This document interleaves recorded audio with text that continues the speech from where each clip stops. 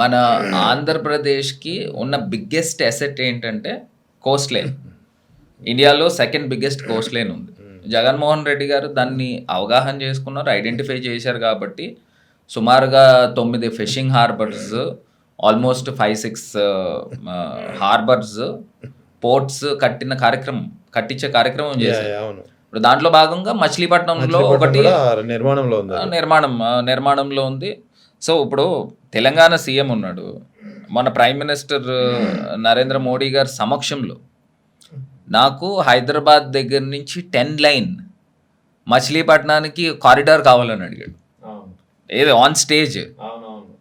అంటే ఇప్పుడు పక్కనున్న తెలంగాణ రాష్ట్ర ముఖ్యమంత్రి మచిలీపట్నం యొక్క స్ట్రెంగ్త్, ఆయన అక్కడ ఉన్న ఇంటెన్సిటీ గురించి ఐడెంటిఫై చేశాడు. అంటే హైదరాబాద్కి నియరెస్ట్ పోర్ట్ ఇస్ మచిలీపట్నము. మరి అలాంటిది మచిలీపట్నం లాంటి ప్లేస్ని వదులుకుని ఈయన క్యాపిటల్ ఏం కడతాడండి చంద్రబాబు నాయుడు? ఇప్పుడు నిజంగా ఎప్పుడు కూడా క్యాపిటల్ అనేది మనం ప్రజలతో పార్ట్నర్షిప్ చేసుకుంటే అది క్యాపిటల్ లాంగ్ రన్లో ఫాస్ట్గా ముందుకు వెళ్తుంది. ఇప్పుడు ఇప్పుడు మనకి కొన్ని సిటీస్ ఉన్నాయి, ఇట్స్ కాల్డ్ గోస్ట్ సిటీస్ అయిపోయినాయి. నయారాయ్పూర్ కానీ లేదా ఈ బర్మా క్యాపిటల్, కొత్త క్యాపిటల్ నవేడా ఏదో ఉంది పేరు, ఇప్పుడు ఇవన్నీ కూడా గోస్ట్ సిటీస్ అయినాయి. నేను ఒకటే చెప్తున్నానండి, ఇప్పుడు ఏదైతే అమరావతి ప్రాంతం ఉందో, అమరావతి ప్రాంతంలో ఎవరున్నారు చెప్పండి? ఇప్పుడు 29 గ్రామాలు ఉన్నాయి అంటున్నారు. 29 గ్రామాల్లో ఎంతమంది ప్రజలు నివసిస్తూ ఉన్నారు? అవన్నీ అది కూడా ఉండరు. ఎందుకు ఉంటారు? అవును, because they last there lands. కాదు. ఇప్పుడు భూములు ఉన్నంత మాత్రాన రైతులు అక్కడ ఉండరు కదా. కరెక్టే. రైతులు విజయవాడలో ఉంటారు లేదా గుంటూరులో ఉంటారు. నేను ఉన్నానండి, నాకు అమరావతిలో భూమి ఉండొచ్చు, నేను ఎక్కడ ఉంటాను? నేను రాజమండ్రిలో ఉంటాను. అంతే కదా. ఇప్పుడు అవన్నీ కూడా బంజర భూములు, పొలాలు, అంటే పంట భూములు.